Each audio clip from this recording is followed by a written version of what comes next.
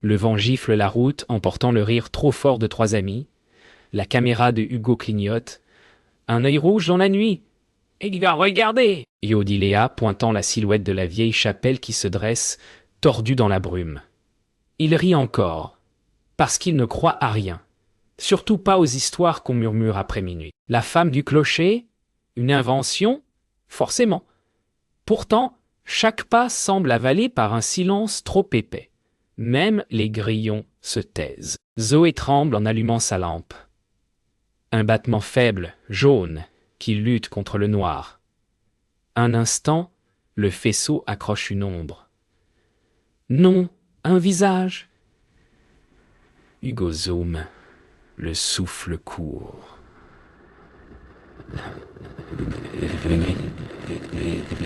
Quelqu'un murmure. Le nom de Léa, puis celui de Hugo, puis celui de Hugo. Leur rire meurt. Dans le vent, une voix continue de parler, mais cette fois, elle prononce un quatrième prénom, celui de quelqu'un qui n'est pas là. Léa avance la première, son pas sûr dissimulant le tremblement de ses mains. « Yoga, c'est le vent, » Yoa dit-elle, sans y croire vraiment. Hugo filme encore, mais son rire s'est tu. Zoé murmure. « Yoga, pourquoi elle a dit ton nom ?» Yo, le silence, épais comme un voile, leur répond. La chapelle semble respirer lentement, comme si elle écoutait un bruit sec. Le clocher grince lentement. Zoé sursaute. Léa s'approche du banc renversé, découvre un collier couvert de poussière, une médaille. Dessus, un prénom, Adèle. Elle la retourne, le métal brûlant contre sa peau. Hugo zoome, fasciné. Le collier se met à vibrer. Dehors, le vent se lève, secouant les vitraux. Une voix chuchote encore, plus proche. Yoga Adèle. Zoé recule, trébuche sur un ossement à moitié enfoui. Léa hurle son... Le vent se coupe net, le silence pèse. Puis un rire, faible, enfantin, s'élève du clocher. Ils sortent précipitamment. Le brouillard a changé. Il pulse. Les lampadaires du village s'éteignent un à un. Hugo tente de rallumer sa caméra. L'écran reste noir. Léa serre le collier contre elle, les yeux vers la route. Au loin, une silhouette les attend, immobile. Et quand elle parle, sa voix connaît leur prénom. L'aube se lève à peine. La brume n'a pas disparu. Léa marche seule vers la chapelle, le collier d'Adèle serré dans sa main. Derrière elle, Hugo et Zoé suivent à distance, épuisés et les yeux brûlés de peur et de manque de sommeil. Yoga, on doit comprendre. Yo, souffle Léa. Plus à elle-même qu'aux autres. Le clocher se découpe dans la lumière grise, immobile, mais tout autour semble respirer. Une cloche sonne une fois, sans qu'aucune corde ne bouge. Il pousse la porte cette fois sans rire. L'air à l'intérieur est froid, dense. Des symboles tracés à la craie couvrent les murs. Au centre, un cercle de bougies éteintes. Hugo s'agenouille, examine les traces. « Yoga, c'est récent ?» dit-il. Zoé se retourne brusquement. Un souffle vient de lui caresser la nuque. Personne, juste un murmure. « Yago, vous êtes revenu. Yoa. » Sous l'autel, Léa découvre un carnet humide. Des pages couvertes de noms, certains effacés, d'autres soulignés. Tout en bas, Adèle Morel, elle blêmit. Ses doigts tremblent. « Yogué, c'est mon nom, » murmure-t-elle. Hugo filme muet. Zoé veut partir, mais la porte claque derrière eux. Un souffle parcourt la nef, glacé, presque humain. Les bougies s'allument d'elles-mêmes, une à une. Leurs flammes vacillent au rythme d'un souffle invisible. Zoé pleure, Léa recule, Hugo reste immobile, fasciné. Yogué, elle veut qu'on voie. Yeux, murmure-t-il. Une silhouette traverse l'allée centrale vêtue de blanc. Son visage n'a pas de traits. Pourtant, chacun d'eux croit la reconnaître. Paniqué, il s'enfuit dehors. Mais le village semble changer. Plus petit, plus vieux, les maisons déformées. Aucune trace du jour. Léa regarde le ciel. Les nuages tournent à l'envers. Hugo recule, caméra levée. Dehors, on n'est plus... Dehors, Yo murmure-t-il. Oh là, la cloche sonne à nouveau. Une voix répond, juste au-dessus d'eux. Le silence n'a plus la même texture. Il respire, il attend. Léa garde le carnet contre elle, comme une preuve vivante. Hugo filme encore, mais l'image tremble. Zoé n'ose plus parler. Une brume plus épaisse rampe à leurs pieds, s'enroule autour de leurs jambes, grimpe lentement. Et dans ce murmure presque imperceptible, ils entendent leur nom encore une fois. Mais cette fois, la voix les énonce dans un ordre différent. Comme si elle réécrivait leur destin. Un murmure glisse près de l'oreille de Zoé. Elle se redresse, figée. « Yoga, c'est sa voix !» Yo dit-elle d'un ton brisé. Léa approche, mais le sol gémit. Une main translucide effleure la joue de Zoé avant de disparaître. La peur devient tangible. Hugo recule, trébuche, puis remarque sur son écran quelque chose que ni l'œil ni la raison n'acceptent. Derrière eux, 4 silhouettes, pas 3. Léa se tourne vers Hugo. Yoga éteint cette caméra. Yo, il refuse. Yoga, si on ne filme pas, personne ne croira ce qu'on a vu. Yo, mais au moment où il prononce ces mots, la caméra s'éteint d'elle-même. L'écran reflète un visage. Pas le sien. Léa jette le carnet au sol. Les pages s'ouvrent toutes seules, comme si un vent invisible les feuilletait à toute vitesse. Sur la dernière, 3 prénoms apparaissent, écrits à l'encre fraîche. Le carnet s'arrête sur une page blanche, puis lentement, une phrase s'écrit seule. « Et tu ris encore ?» Yo Hugo chancelle. Zoé sanglote, Léa murmure. Diagaël nous entend. Yo, la cloche du clocher se met à sonner, mais cette fois, sans rythme, sans pause, comme un hurlement métallique. Les vitraux tremblent, l'air devient lourd. Une présence descend les marches invisibles du cœur. Tout se fige. Plus un bruit, plus un souffle. Léa regarde le fantôme qui s'avance. Elle comprend maintenant. Le prénom Adèle n'est pas une coïncidence.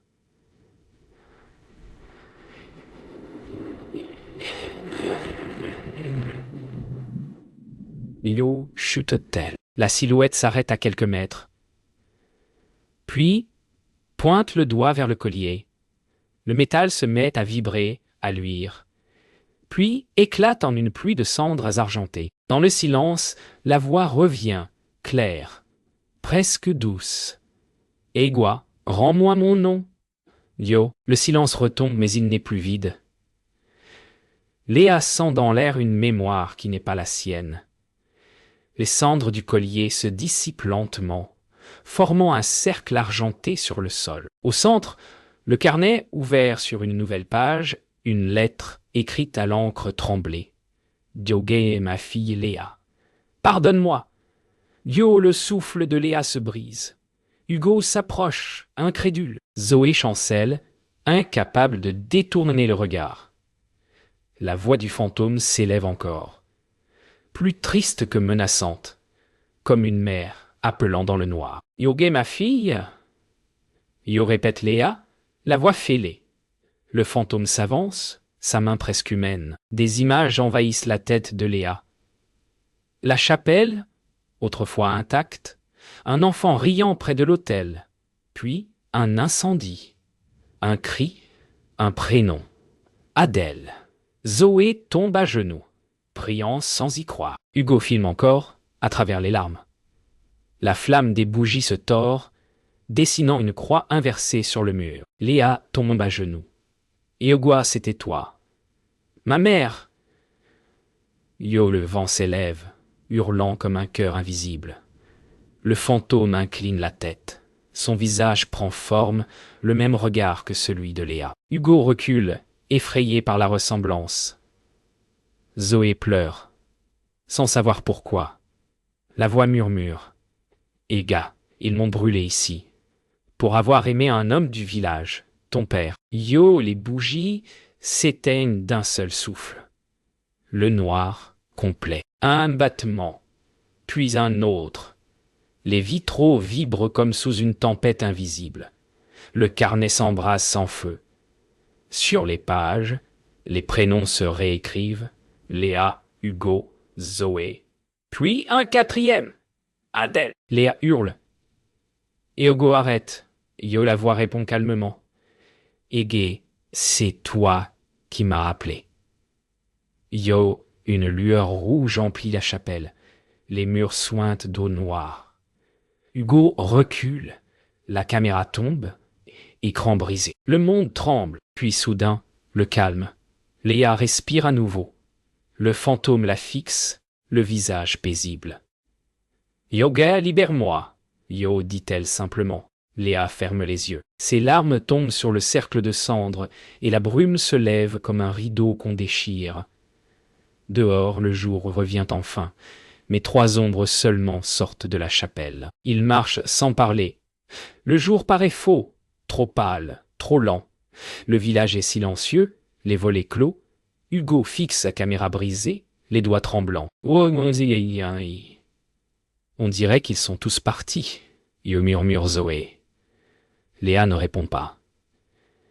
Elle regarde le ciel, persuadée d'y voir flotter des fragments d'ombre. Une cloche sonne encore, lointaine, mais cette fois, elle semble venir de dessous la terre. Leurs pas les ramènent vers la maison du prêtre.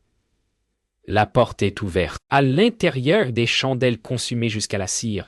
Et sur la table, une photo en noir et blanc. Le père Adrien avec une femme souriante. Adèle. Léa recule. Yoda, il savait. Yo, dit-elle. Une ombre glisse sur le mur, traverse lentement la pièce. Les flammes se penchent comme pour saluer. Ils entendent du mouvement au sous-sol. Léa descend la première, chaque marche gémissant sous ses pas. Dans la cave, des croix renversées, des objets brûlés. Au fond, un autel de fortune et au-dessus, le nom Adèle gravé dans la pierre. La voix du prêtre surgit derrière eux.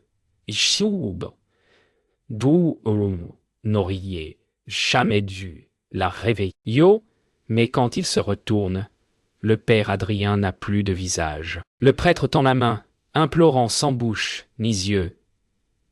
Léa hurle. Le spectre d'Adèle surgit derrière lui, traversant son corps d'un seul mouvement. Il s'effondre poussière. La cave s'écroule lentement autour d'eux. Zoé crie. Hugo la tire vers l'escalier. Léa regarde encore une fois l'autel. Une flamme bleue brûle seule. Elle comprend. La malédiction n'est pas finie. Elle vient de recommencer. Il court dehors. Le village brûle. Pas de flammes visibles, mais les maisons se consument lentement, comme des ombres avalées. Léa s'arrête, regarde autour d'elle. Tout semble répéter la nuit du drame d'Adèle. Yoga, elle veut qu'on revive son dernier jour. Yo, dit-elle. Hugo filme malgré tout. Zoé pleure, répétant. Hugo, on doit partir. Yo, mais déjà, la cloche sonne à nouveau, 3 fois, et la 4e, c'est leur propre souffle qui y répond. La nuit tombe de nouveau, plus vite qu'elle ne devrait. Le ciel s'obscurcit d'un gris sale. Léa marche au centre du village désert. Les murs semblent respirer, suinter. Sur la place, elle découvre un puits scellé de lourdes pierres, gravé sur le rebord une date, 1893. Et dessous, les mots « Ici » fut purifiée la faute. Hugo s'approche. Caméra levée. Zoé chuchote. « Eh ah, ce n'est pas un puits, c'est une tombe. » Yo. Léa retire la pierre du dessus. L'air s'échappe, lourd, glacé, chargé d'un parfum de cendres et de fleurs pourries. Au fond, un éclat de tissu blanc. Elle tire, lentement. Une robe, la même que celle du fantôme. Hugo filme, muet. Zoé s'agenouille, croise les bras sur sa poitrine, comme pour prier. Une voix s'élève du puits, celle d'une femme qui n'a jamais cessé d'attendre. Yoga et ils m'ont condamné pour avoir aimé. Maintenant, c'est leur nom que je veux. Yo. Des voix murmurent tout autour. Les fenêtres du village s'allument d'elles-mêmes, une à une, révélant des visages. Des habitants d'autrefois, figés dans la peur. Léa comprend. Le village n'a jamais survécu à cette nuit. Ils revivent tous leur châtiment, prisonniers du souvenir. Yoga, c'est moi qu'elle veut. Jada, pas vous. Yoga, pas vous. Yo Hugo secoue la tête, les yeux humides. Ego, si tu pars, elle nous suivra quand même.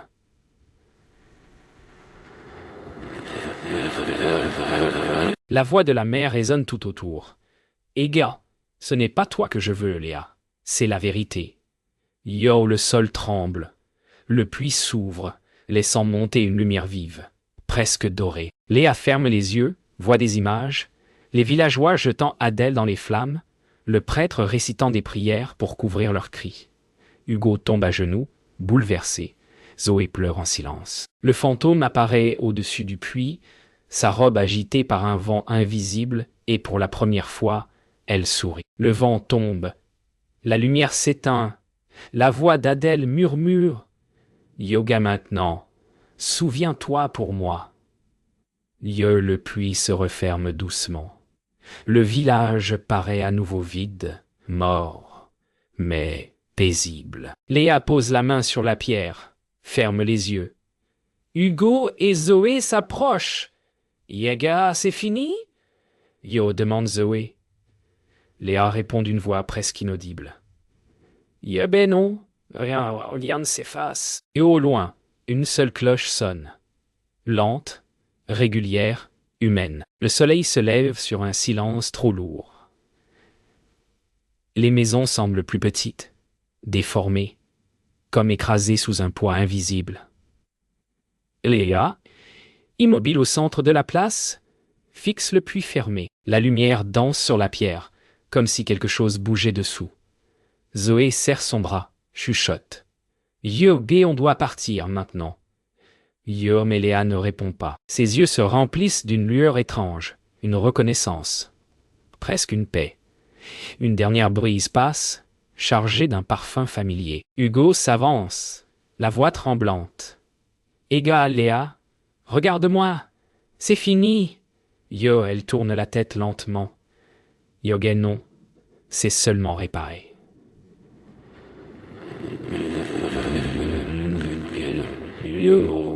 Son ombre s'étire sur le sol, trop longue, trop lente. La brume se remet à ramper. Zoé recule. Du puits, un souffle s'élève, doux, presque humain. 3 mots s'y glissent. Yoga reste avec moi. Léa sourit faiblement. Le vent se lève d'un coup.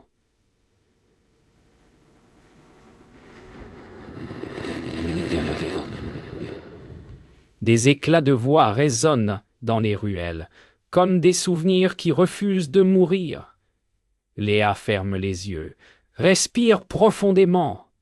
Je ne fuis plus. Elle pose sa main sur la pierre. Des lueurs dorées en sortent, serpentant le long de ses bras. Son visage se détend, paisible. Hugo la supplie de reculer. Zoé hurle son nom. Mais Léa murmure simplement. Elle voulait être entendue. Maintenant je parlerai pour elle. Un cri déchire l'air, celui du vent ou peut-être celui de la terre. Puis tout s'apaise. Le puits s'ouvre lentement, libérant une lumière blanche. Le fantôme se tient face à Léa, leurs visages si proches qu'ils se confondent. Repose-toi. Murmure Léa. Je veille. La silhouette d'Adèle s'efface dans la clarté. Léa reste seule, debout, baignée de lumière. Et dans ce silence suspendu, elle sourit, non par joie, mais par délivrance. Le jour s'installe enfin. Le village semble vide mais vivant, respirant à nouveau.